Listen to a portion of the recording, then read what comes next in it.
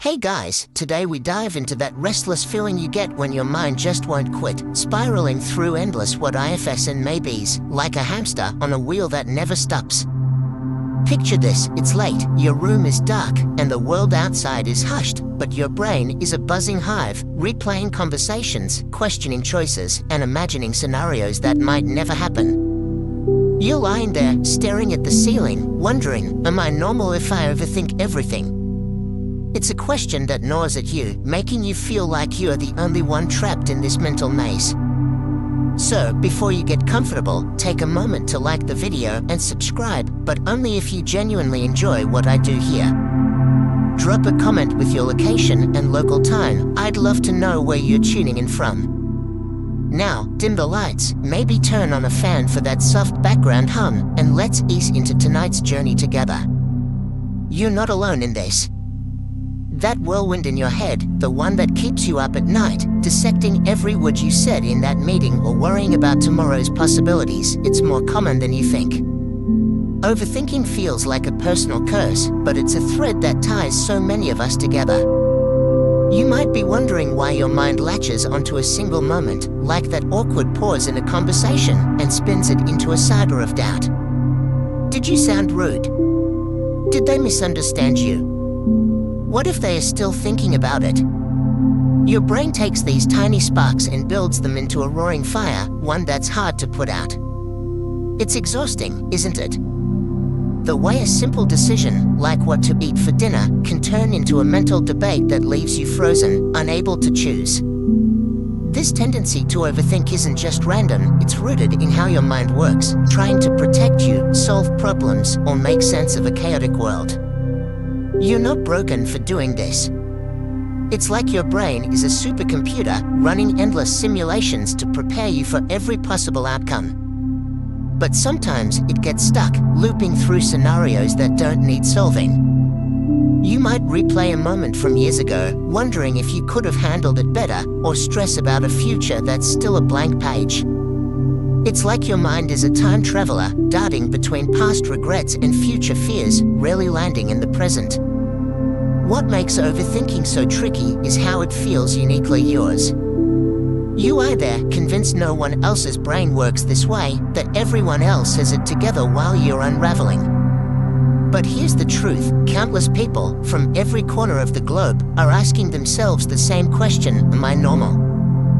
They are wondering if their racing thoughts make them odd, flawed, or somehow less than. Spoiler alert, they don't.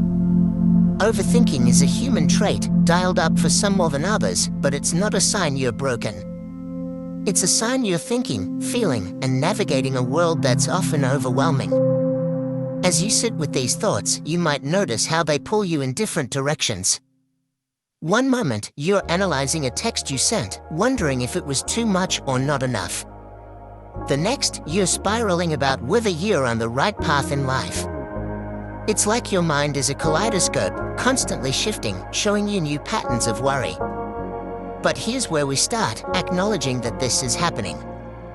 You're not imagining it, and you're not alone. That question, am I normal if I overthink everything, is the first step to understanding what's going on inside your head.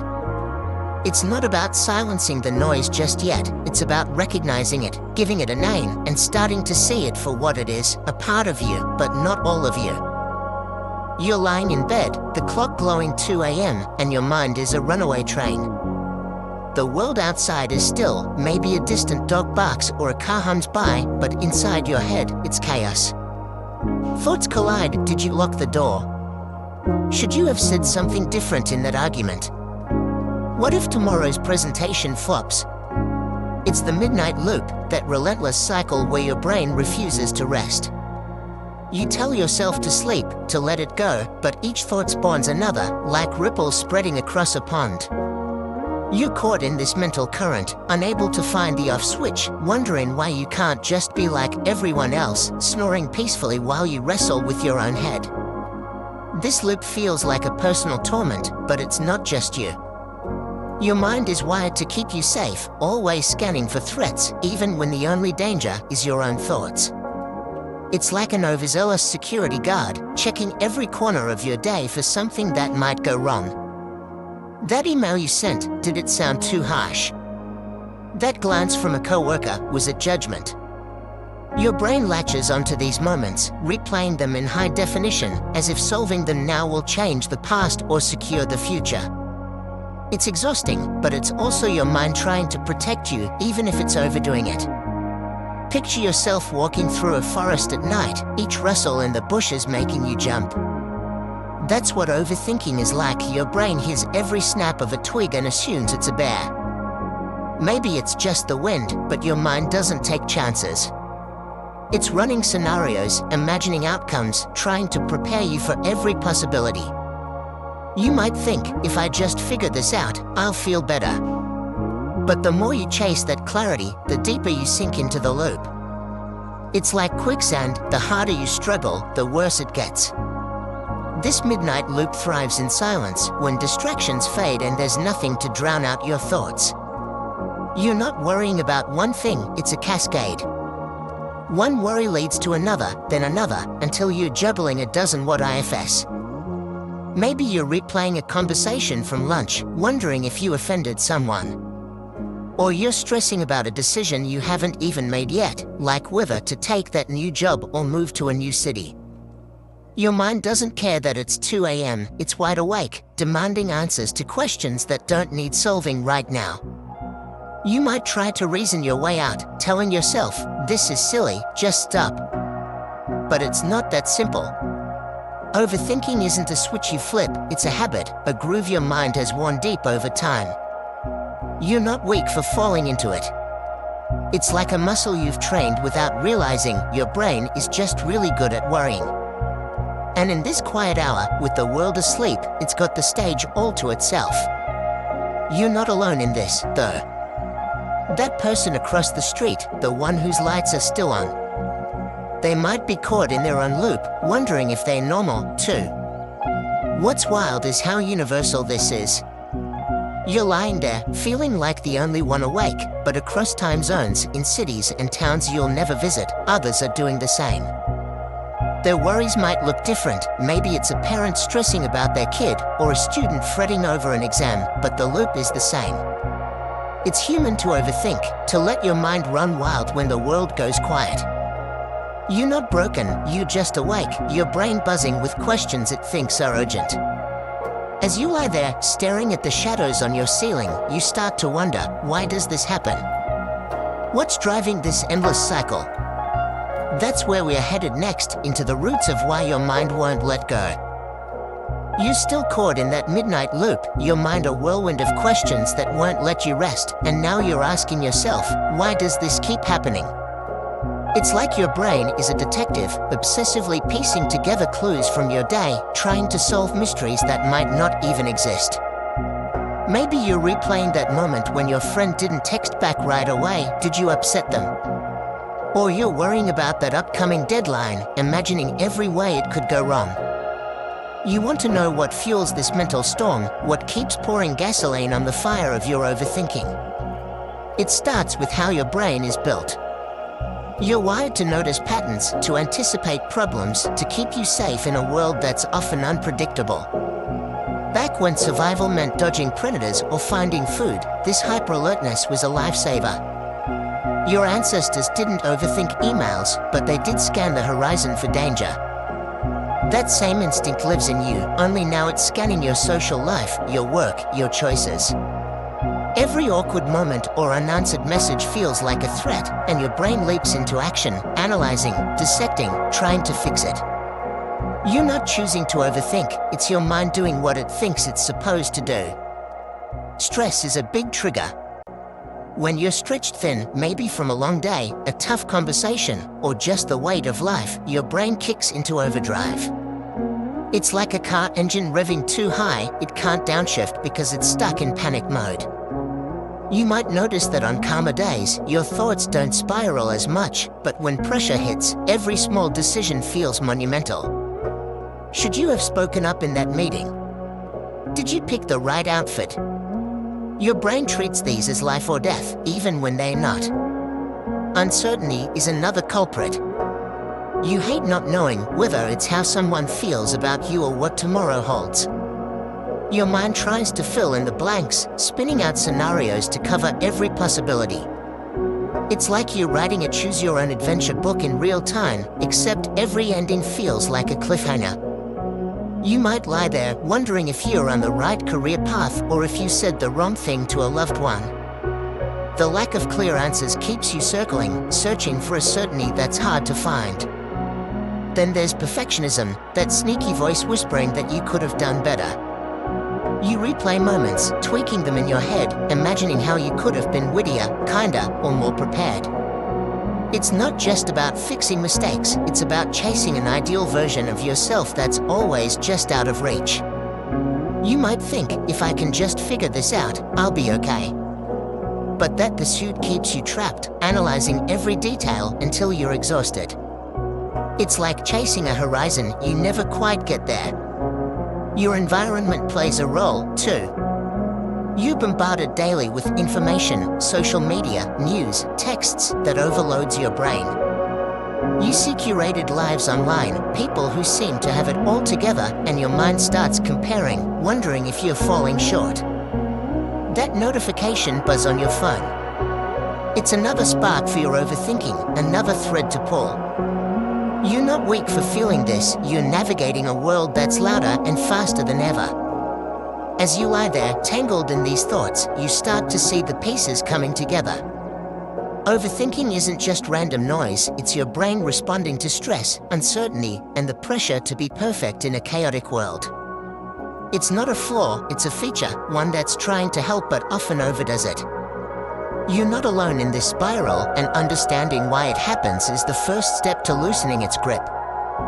That's where we're going next, digging deeper into how your brain's wiring makes overthinking feel like second nature. You're starting to see why your mind spins, caught in that relentless loop of what IFS and replays, but now you're wondering how it all works, why your brain seems built to amplify every fleeting thought. It's like your head is a radio, picking up every signal, even the static, and turning it into a symphony of worry. You're lying there, maybe hearing the faint hum of that fan you turned on, and your mind is still buzzing, dissecting a moment from earlier today or fretting about something weeks away. This isn't just you being dramatic, it's your brain's wiring, doing what it's designed to do, but cranked up to 11. Your brain is a marvel, a 3-pound universe that's always scanning, processing, predicting. At its core is the prefrontal cortex, the part that plans and analyzes, like a librarian obsessively cataloging every detail of your life.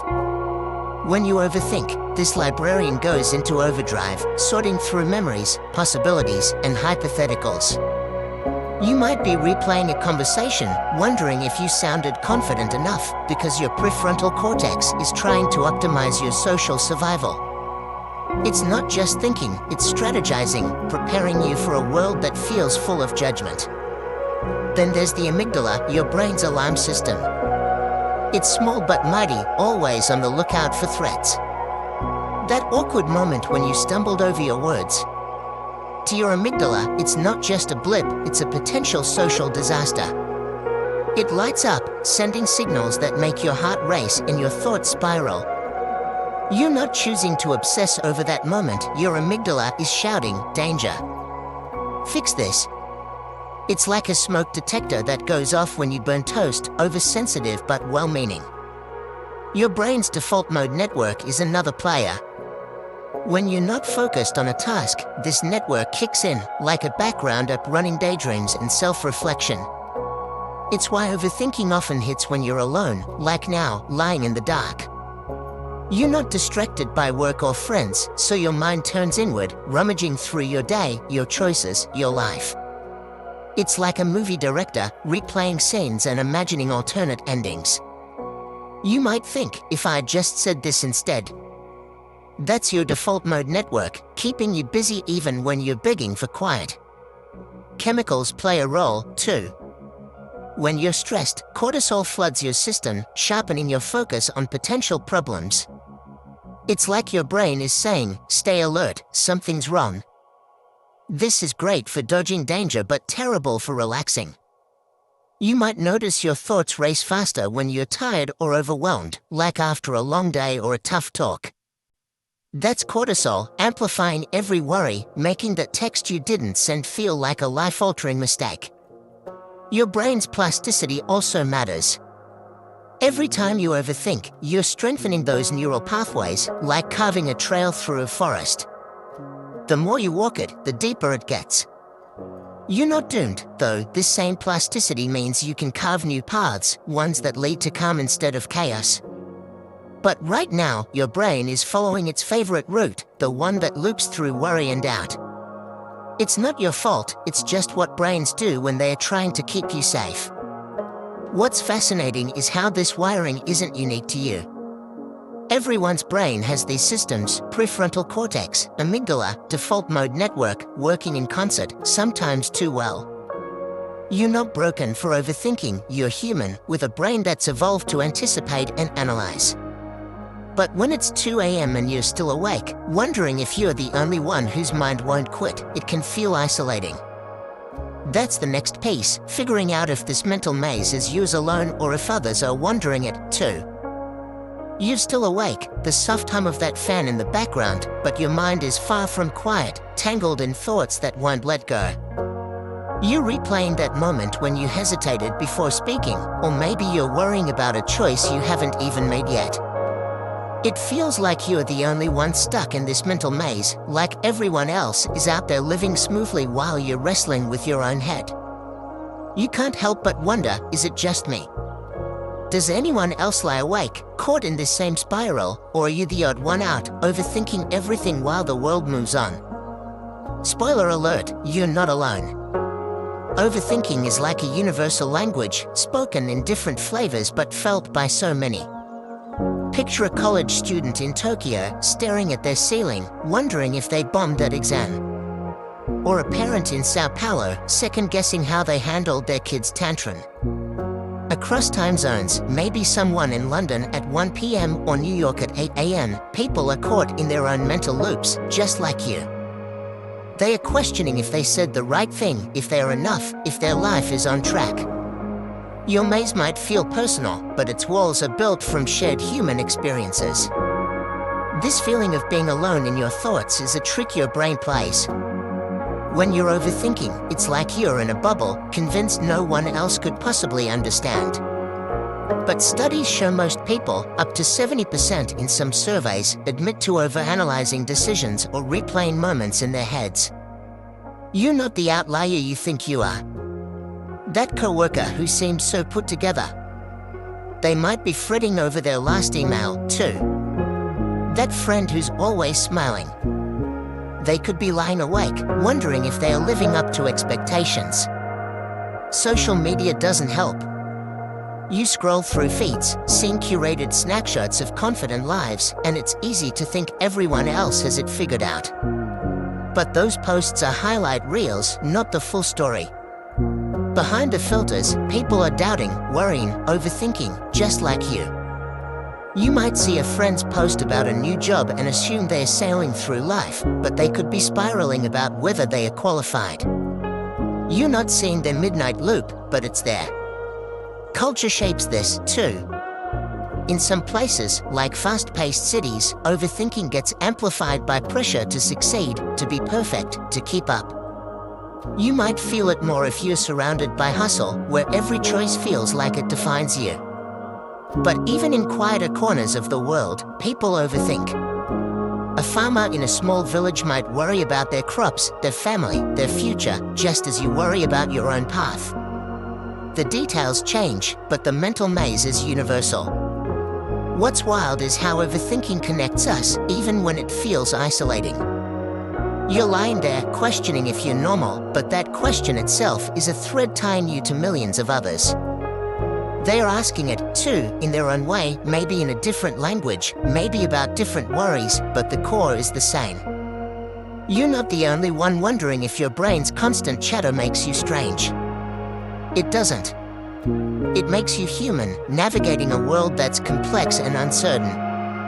As you sit with this, you start to see how overthinking isn't just a burden, it's a trap that steals your peace, and that's where we're headed next. You're lying there, the faint glow of your clock cutting through the dark, and your mind is still racing, picking apart a moment from today or spinning out scenarios for tomorrow. You're starting to see that you're not alone in this mental maze. Others are wondering it too, but now you're noticing how much it's costing you. Overthinking isn't just a background hum, it's a trap, quietly stealing your peace, your energy, your ability to just be. You want to break free, but it's like your brain has built a cage out of your own thoughts, and every time you try to escape, another worry pulls you back in. Picture this, you're at a coffee shop, sunlight streaming through the window, but instead of enjoying your latte, you're replaying a conversation from yesterday. Did you sound too pushy? Did they think you were weird? The moment's gone, but your mind won't let it go. That's the trap. Overthinking takes you out of the present, chaining you to moments you can't change or futures you can't control. You miss the warmth of the cup in your hands, the chatter around you, because you're stuck in a loop that feels productive but isn't. It's like running on a treadmill, you're exhausted, but you haven't gone anywhere. This trap drains your energy. You might notice you're tired all the time, not just because you're staying up late, but because your brain is working overtime. Every decision, big or small, feels like a marathon. Should you text back now or later? Should you take that job? Your mind runs through every angle, every outcome, until you're too worn out to decide. It's not laziness, it's mental overload. You're carrying a backpack full of what ifs, and it's weighing you down, making even simple tasks feel heavy. Overthinking also steals your joy. You're at a party, surrounded by laughter, but you're analyzing whether you fit in. You're on a date, but instead of enjoying the moment, you're wondering if you said the right thing. You're robbing yourself of the experience, trading it for a mental script that's never finished. It's like watching a movie but pausing every frame to critique it. You miss the story. You might even avoid things altogether, skipping opportunities because the thought of overanalyzing them later feels too daunting. Relationships take a hit, too. You might hold back from being yourself, worried about how you'll be perceived. You overthink a friend's tone, a partner's glance, and suddenly you're reading meaning into every detail. Did they mean to sound distant? Are they mad? You might pull away or overcompensate, creating distance where there was none. It's not your fault, it's the trap, convincing you that overanalyzing will protect you when it's actually building walls. The worst part? Overthinking tricks you into thinking it's useful. You tell yourself, if I just figure this out, I'll feel better. But it's a liar. You solve one worry and another takes its place. It's like cleaning a never-ending pile of dishes, there's always more. You're not solving problems, you're creating them, turning molehills into mountains. That moment when you hesitated in a meeting, it's probably forgotten by everyone else, but your mind's turned it into a saga. As you lie there, feeling the weight of this trap, you're starting to see how it's holding you hostage. It's not just about staying up late, it's about losing moments, energy, connections. You want out, but the bars of this cage feel solid. The question now is, when does this trap become too much? When does overthinking cross a line from normal to something heavier? That's where we are headed next, into the signs that your mental spiral might need more than just willpower to escape. You're still in bed, the soft hum of the fan blending with the quiet of the night, but your mind is a storm, churning through thoughts that won't let you rest.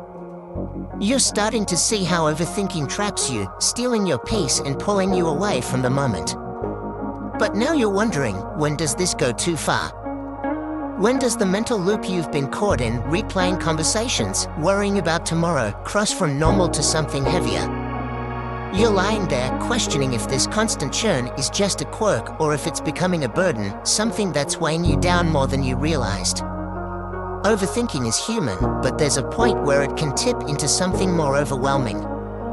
You might notice it's not just occasional late-night spirals anymore. Maybe it's every night, or it creeps into your days, making even small decisions, like what to wear or what to say, feel paralyzing. You stand in front of your closet, stuck, because your brain is running through every possible judgment someone might make. It's not just overthinking, it's a weight that's starting to shape how you live. You're not choosing your outfit, you're choosing how to survive scrutiny that might not even exist. One sign it's too much is when it disrupts your sleep. You're not just lying awake now and then, it's a pattern. You might toss and turn, unable to quiet the noise in your head, waking up exhausted not from lack of hours but from the mental marathon you ran all night. Your body's begging for rest, but your brain is too busy dissecting that comment your boss made or imagining how that upcoming meeting might go wrong. It's like your mind is a tenant who won't stop blasting music, keeping you from the rest you need. It can also show up in your body. You might feel your chest tighten when you're spiraling, or your stomach churns as you replay a moment for the 100th time. Your shoulders might ache from tension you didn't even notice you were carrying. These aren't just random aches, they're your body signaling that your mind's overload is taking a toll. You're not imagining it, stress from overthinking can manifest physically, like a warning light flashing on a dashboard, telling you something needs attention. Your relationships might be another clue. You're so caught up in analyzing what others think, did you offend them? Are they pulling away, that you start withdrawing? You might avoid plans because the thought of navigating conversations feels like walking into a minefield. Or you overcompensate, checking in too often, seeking reassurance that everything's okay. You're not being clingy or distant on purpose, you're just trying to navigate the maze of your own doubts. But it's pushing people away or making you feel disconnected, even when you're surrounded by others. Then there's the paralysis. Overthinking can freeze you in place, stopping you from acting. You might put off decisions, big ones, like moving or changing jobs, or small ones, like sending a text, because you're stuck analyzing every outcome. It's not laziness, it's your brain demanding certainty in a world that doesn't offer it. You might miss opportunities, not because you don't want them, but because the weight of overthinking makes moving forward feel impossible. You're lying there, taking stock, and maybe you're recognizing some of these signs in yourself. It's not just about wondering if you're normal anymore, it's about realizing this trap is heavier than you thought. It's not your fault, but it's real. You're starting to ask, is this just how I am, or is it something more? That's the next step, digging into whether this mental churn is part of being human or a sign you need to shift how you handle it. You're still lying there, the room dark except for that faint clock glow, the fans hum a steady backdrop to your racing thoughts. You're starting to see how overthinking can weigh you down, turning moments into burdens and stealing your rest. Now, you're circling back to that core question that's been nagging at you, am I normal if I overthink everything? It's not just about whether others do this too, you want to know if this mental churn, this endless loop of worry and analysis, is just part of being human. You're wondering if this is something everyone carries or if you're wired differently, stuck in a cycle that feels uniquely heavy. Let's be clear, overthinking is as human as breathing. Your brain is built to solve problems, to anticipate risks, to make sense of a messy world. That moment when you're replaying a conversation, wondering if you came off as awkward. That's your mind trying to fine-tune your social skills to keep you connected in a tribe that, long ago, meant survival. You're not strange for dissecting that text you sent or worrying about tomorrow's meeting. It's your brain doing its job, maybe a little too well. Most people, at some point, lie awake second-guessing themselves, imagining alternate outcomes, or stressing over things they can't control. What makes it feel so personal is how it hits you. You might notice it more because you're introspective, sensitive to details others miss. That's not a flaw, it's a strength dialed up too high. You're like a painter who sees every shade of color, but sometimes you get lost in the brushstrokes. Others might overthink less noticeably, brushing off worries you hold onto, but that doesn't mean they are free of it. The coworker who seems so confident, they might be overanalyzing their performance later. The friend who's always laughing, they could be worrying about their future when the lights go out. You're not the odd one out, you just tuned into your own frequency. Studies back this up, most people report overthinking at least occasionally, especially in high-pressure moments. It's tied to how humans evolved, always planning, always preparing. Your brain's like a chess player, thinking 3 moves ahead, even when the game's just checkers. But modern life amps this up. You're navigating a world of endless choices, careers, relationships, even what to watch tonight, and your brain tries to map them all. Add in social media, where everyone's life looks perfect, and it's no wonder you're questioning if you're normal. You're not failing, you're just human in a world that's louder than ever. What sets you apart isn't that you overthink, but how much it affects you. For some, it's a passing cloud, annoying but manageable. For you, it might feel like a storm, lingering longer, hitting harder. That's okay. It doesn't make you less normal, it just means your brain's wired to feel things deeply. You might overthink because you care about doing well, about being liked, about getting it right. That's not a defect, it's a sign you're engaged with the world, even if it's exhausting. As you lie there, you're starting to see it. Overthinking isn't a quirk that sets you apart, it's a thread woven into the human experience. You're not alone in wondering if you're normal, everyone asks it in their own way. The question now isn't whether you're normal, but how to loosen the grip of this mental spiral. You want to find a way to quiet the noise, to step out of the loop without losing who you are. That's where we're headed next, into ways to break the cycle and find some calm amidst the storm. You're still there, the night quiet except for the fan's gentle hum, your mind still buzzing with thoughts that won't settle. You're starting to understand that overthinking is human, a piece of the puzzle everyone carries, but it's still holding you hostage. That mental loop, replaying that awkward moment, worrying about tomorrow's conversation, is exhausting, and you're ready for a way out. You want to break this cycle, to find a way to pause the storm in your head without losing the parts of you that make you, well, you. It's not about silencing your thoughts entirely, it's about finding a handle to slow them down, to step out of that relentless spiral. One way to start is by noticing when you're caught in the loop. You're lying there, maybe thinking about that email you sent. Did it sound too formal? And it's tempting to keep analyzing. Instead, try naming it. Say to yourself, I'm overthinking again. It's like shining a flashlight on a shadow. It doesn't make it disappear, but it makes it less overwhelming. You're not trying to fix the thought yet, just acknowledging it. This small act pulls you out of the current, giving you a moment to breathe, to see the loop for what it is, a habit, not a truth. Another trick is to set a time limit. You're worrying about that presentation next week, imagining every way it could go wrong. Tell yourself, I'll think about this for 5 minutes, then I'm done. Grab a timer, your phone works, and let your mind run wild for those minutes. When the timer dings, you move on. It's not perfect, but it's like training a puppy. You're teaching your brain that it doesn't get to run forever. You might still worry later, but you're starting to build boundaries, small fences around the chaos. Writing it down can help, too. You're in bed, your head spinning with what ifs, grab a notebook or your phone and jot them down. Not a novel, just bullet points. Worried I sounded rude. Scared I'll mess up tomorrow. Getting it out of your head and onto a page is like unloading a heavy bag. You don't have to solve it now, you're just moving it somewhere else. Sometimes, seeing your thoughts written down makes them less scary. They're just words, not monsters. You might even notice patterns, like how you always worry about the same things. Distraction is another tool. Not the mindless scrolling kind, but something that engages your brain just enough. You might count backward from 100 by 7s, 193, 86. It's simple but forces your mind to shift gears. Or try focusing on your senses, the coolness of your pillow, the rhythm of your breath, the faint hum of that fan.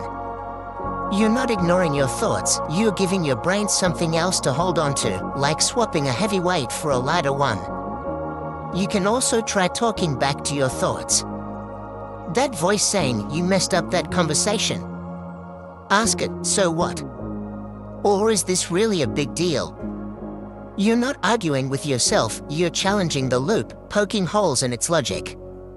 It's like debating a friend who's being dramatic. Sometimes, a little pushback is enough to quiet them down. You might find that half your worries don't hold up when you look at them closely. These aren't magic fixes. You'll still overthink, remember, it's part of being human, but you're building tools to loosen its grip. You're lying there, maybe trying one of these already, noticing how your breath feels a bit steadier. It's a start, a small step toward calm. The next piece is taking these ideas and grounding them in the moment, finding ways to stay present instead of lost in the maze. You're still in that quiet room, the fans hum a steady companion, your mind a little less frantic as you start to see ways to loosen the grip of overthinking. You're trying to name the loop, maybe even jotting down a worry or two, but you're craving something more, something to anchor you right here, right now, instead of letting your thoughts drag you to the past or future. You want to feel the moment, to stop the spiral and just be.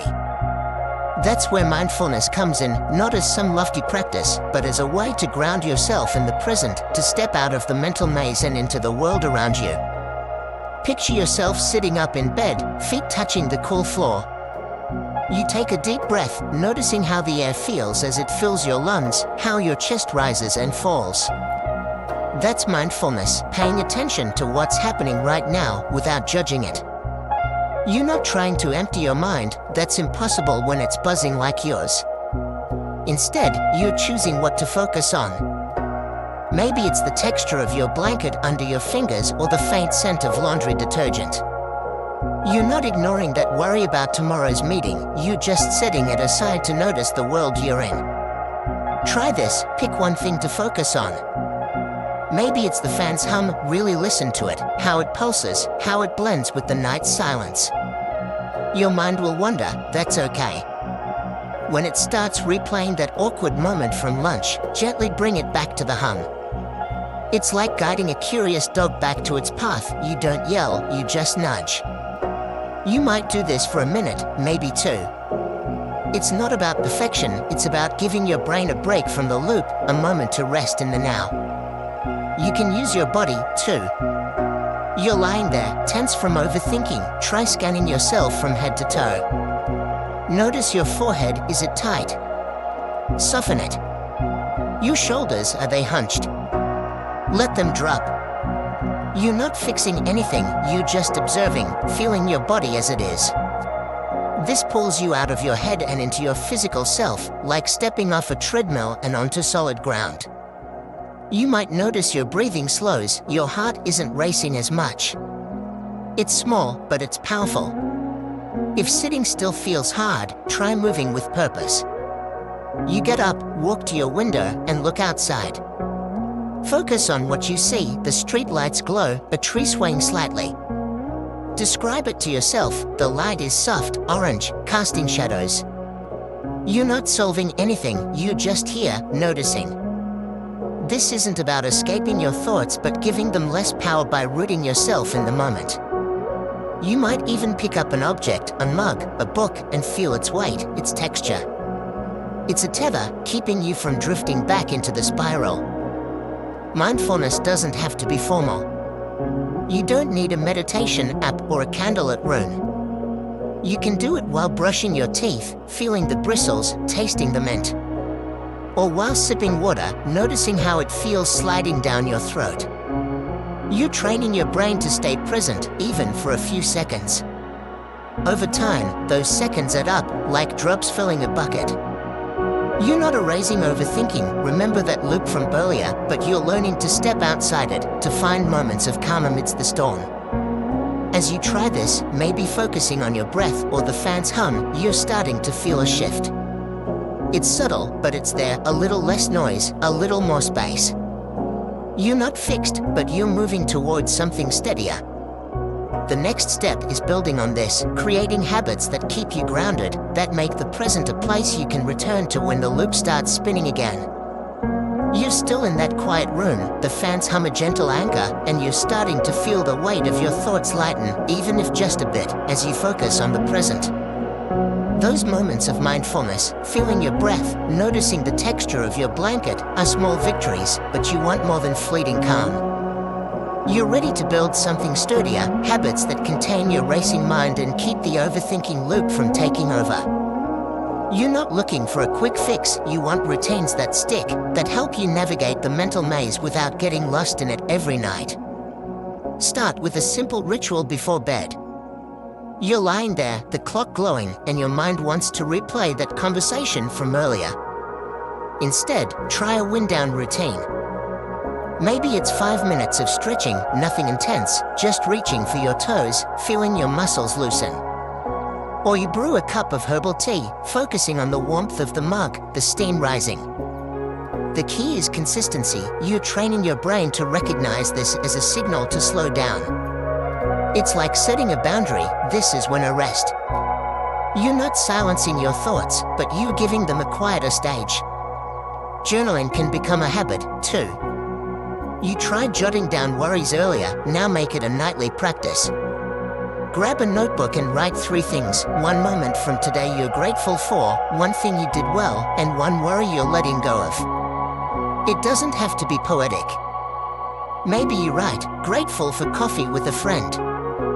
Now that work email. Letting go of worrying about tomorrow's call.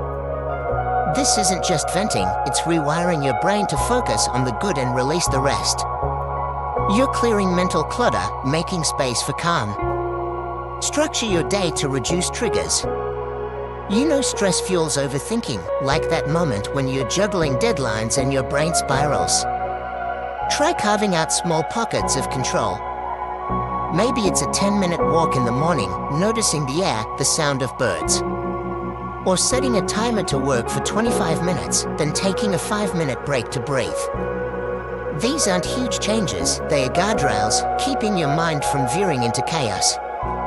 You're not avoiding life's pressures, you're pacing yourself through them.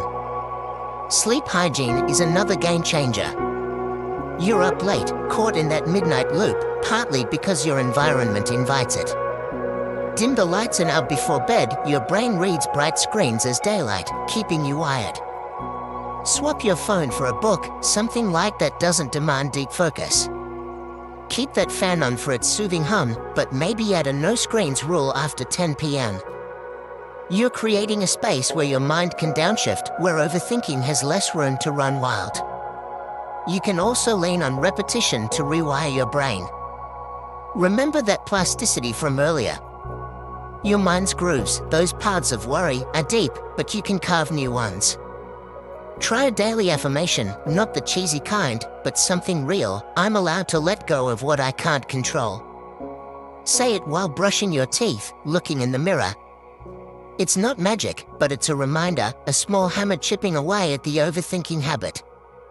Over time, it sinks in, like a song you can't unhear. These routines aren't about perfection. You'll forget some nights, or your mind will still spiral. That's okay. You're building a toolbox, not a cure. You're lying there, maybe picturing that journal by your bed or that walk tomorrow morning, and it feels like a start. But sometimes, even with these habits, the loop feels too strong, and you wonder if it's more than just a habit. That's where we're going next, knowing when overthinking might signal something deeper, something that needs extra help. You're lying there, the fans hum steady in the background, your mind a little calmer as you imagine those new routines, journaling, stretching, carving out moments of control. You're starting to build a framework to tame the overthinking loop, but sometimes it feels like it's not enough. The thoughts still creep in, relentless, and you're wondering if this is just how you're wired or if something deeper is going on. You're asking yourself, when does overthinking stop being a quirk and start signaling something that needs more than a notebook or a deep breath? You want to know when it's time to seek help, when the mental maze is too thick to navigate alone. It's normal to overthink, remember that shared human thread, but there's a line where it can point to something heavier, like anxiety or depression. You might notice your thoughts aren't just looping, they are consuming. You're not just replaying a conversation, you're convinced it ruined everything, even when there's no evidence. You might feel a constant dread, like something bad is always around the corner, no matter how small the trigger. It's not just worrying about a meeting, it's a fear that you're failing at life, a weight that follows you from bed to work to home. Pay attention to how often it happens. You used to the midnight loop, but if it's every night, or if it's creeping into your days, making you avoid people, skip plans, or feel paralyzed by decisions, it's a sign. Maybe you're not just overthinking that email, you're spending hours rewriting it in your head, unable to send it. Or you're avoiding calls because the thought of saying the wrong thing feels unbearable. You're not weak, your brain might just be signaling it needs extra support. Your body can clue you in, too. Remember those physical signs: tight chest, churning stomach. If they are constant, or if you're getting headaches, feeling shaky, or always exhausted despite sleeping, it's more than just stress. You might notice your heart races when you're not even thinking about anything big, or you're so tense you can't relax, even when you try that mindfulness trick. It's like your body's stuck in fight or flight, and no amount of deep breathing fully dials it down. Another red flag is when overthinking starts to shrink your world. You might stop doing things you love, going out, hobbies, even talking to friends, because the mental effort feels too much. You're not just second-guessing, you're pulling back, isolating yourself to avoid the spiral. Maybe you're turning down invites, not because you don't want to go, but because you're dreading the mental replay later.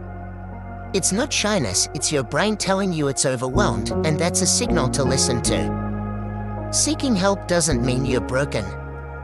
You might talk to a friend first, someone who gets it, and notice how they respond. Maybe they've felt this, too. But if the loop feels like a cage, a therapist or counselor can be a guide. They are not there to judge, they are like a coach, helping you untangle the knots in your mind. You don't need to be in crisis to reach out. Think of it like going to a doctor for a persistent cough. If your thoughts are disrupting your life, that's reason enough. You're lying there, maybe picturing that step, reaching out, talking to someone, and it feels daunting but also like a relief. You're not giving up, you're taking charge. The next piece is about embracing this part of you, not as a flaw, but as something that makes you uniquely you, something you can work with instead of against. You're still there, the fan's soft hum weaving through the quiet, your mind a bit steadier as you consider those signals when overthinking might need more than routines or mindfulness to manage. You're starting to see that reaching out for help isn't defeat, it's a step toward freedom. But now you're turning inward, wondering how to live with this part of yourself. You're not trying to erase overthinking, remember, it's human, but you want to embrace it, to see it as part of your uniqueness rather than a flaw to fight. You're ready to accept that this mental churn, this tendency to spiral, is a piece of who you are, and that's not a bad thing. Think of your mind like a river. Sometimes it flows calmly, sometimes it rages, carving deep paths through your thoughts. Overthinking is just one of those paths, shaped by your curiosity, your sensitivity, your drive to understand the world. You're not broken for having a mind that digs deep, it's what makes you notice details others miss, like the tone in a friend's voice or the beauty in a quiet moment. You're lying there, maybe replaying a moment from today, and instead of hating that loop, you can start to see it as a sign you care about people, about doing well, about life. Accepting this doesn't mean giving up on change. You're not saying, "I'll just overthink forever." It's about making peace with your brain's wiring, like accepting you're tall or have curly hair. You might overthink because you're empathetic, picking up on others' feelings and wanting to get it right. That's not a defect, it's a gift, even if it's heavy sometimes. You're not trying to stop caring, you're learning to carry it lighter, to let your thoughts flow without drowning in them. Try reframing your overthinking as a strength. That mental loop that keeps you up, analyzing every angle. It's also what makes you a problem solver, someone who thinks 3 steps ahead. You might stress about a work project, but that same intensity helps you plan, create, or connect in ways others don't. You're lying there, picturing that presentation you're worried about, but also remembering how you nailed a detail last time because you thought it through. Your overthinking is a double-edged sword, sharp enough to cut, but also to carve something beautiful. This acceptance shifts how you see yourself. You're not the overthinker, a label that boxes you in. You're you, someone with a vivid, active mind that sometimes runs too fast.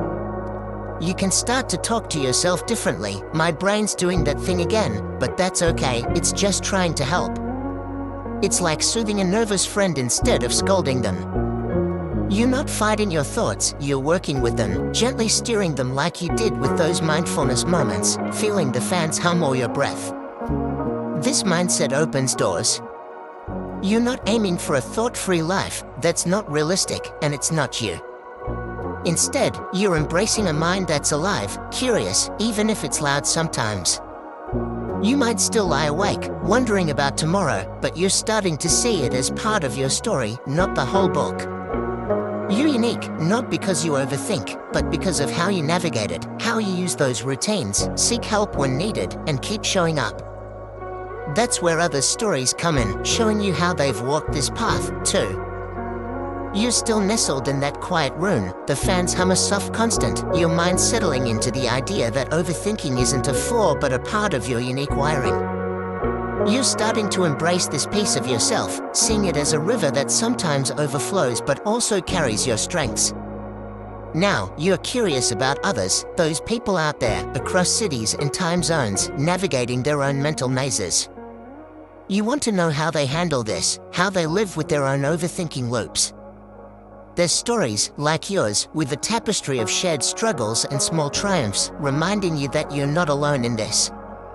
Picture a young woman in a bustling cafe in Paris, her coffee growing cold as she stares out the window, replaying a job interview. She's wondering if she seemed too nervous, if she said enough or too much. Like you, she's caught in that loop, but she's learned to carry a small notebook, jotting down her thoughts to let them go. She doesn't solve every worry, but she's found that writing pulls her back to the moment, to the clink of cups and the chatter around her. Her story isn't yours, but it's close, her mind races, yet she's finding ways to steer it. Then there's a guy in a small town in Texas, driving home under a wide starry sky. He's overthinking a fight with his partner, wondering if it's enough for them.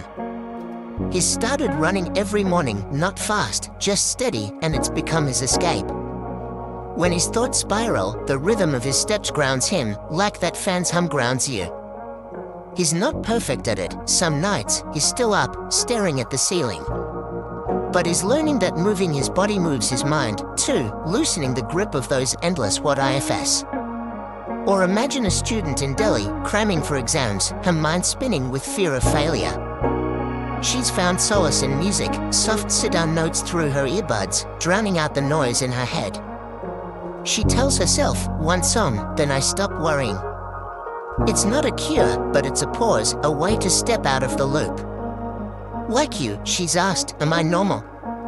And like you, she's discovering that her overthinking is part of her drive, her passion to succeed, even if it's heavy sometimes.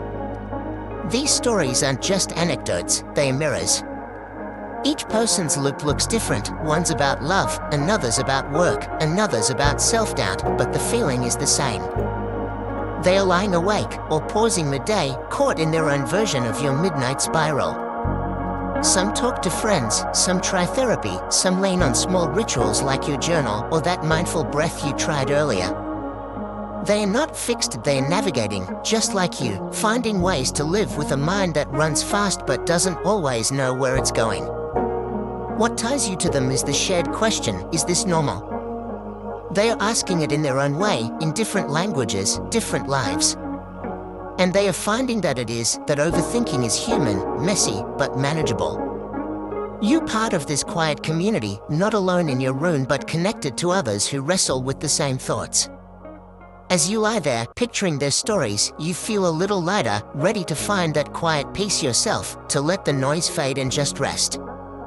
You're still there, the fan's soft hum wrapping around you like a familiar blanket, your mind quieter now as you carry the stories of others, those people across the world, each wrestling with their own overthinking loops.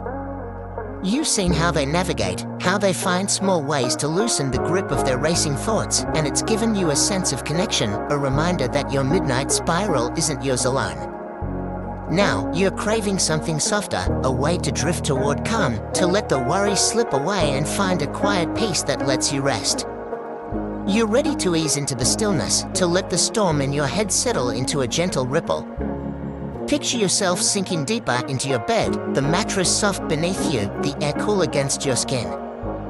You focus on that fan's hum, letting it become a rhythm, like waves lapping at a shore.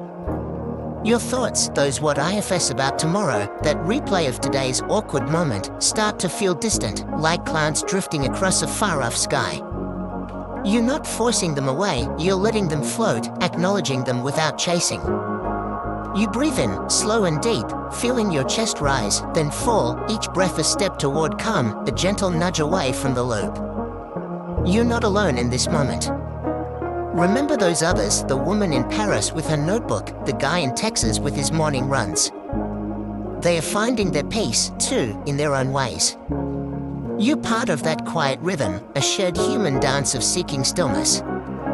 Maybe you imagine a soft light filling your room, not harsh but warm, like the glow of a candle.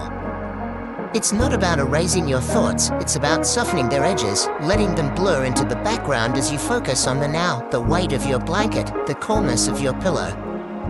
Try this, picture a lake, its surface smooth, reflecting the stars. Each thought is a pebble, rippling the water, but the lake stays calm, absorbing each one. You're that lake, steady and deep, even as thoughts ripple through. You don't need to solve them tonight. You can let them settle, let the water still. Your breath slows, matching the fan's hum, and you feel your shoulders loosen, your jaw soften. You're not fighting the spiral anymore, you're floating above it, resting in this moment. This peace isn't permanent, your mind might wander again, and that's okay. You're learning to return here, to this quiet space, using those tools you've gathered, naming the loop, writing it down, breathing into the present. You're not broken for overthinking, you're human, with a mind that's alive and curious. You're allowed to rest, to let go of what you can't control, to trust that you're enough, just as you are. The world outside is still, and you're part of it, sinking into a calm that's been waiting for you. As you drift, let your thoughts soften, like whispers fading into the night.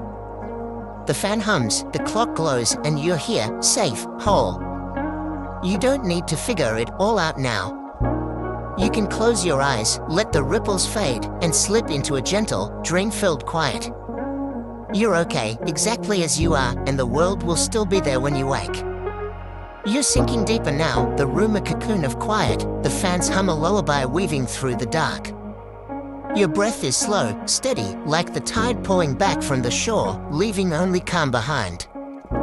Those thoughts that kept you spinning, about today, tomorrow, all the what ifs, they are softening, drifting like leaves on a stream, carried away by the night. You don't need to hold them now. You're allowed to let them go, to rest in this moment where nothing is demanded of you.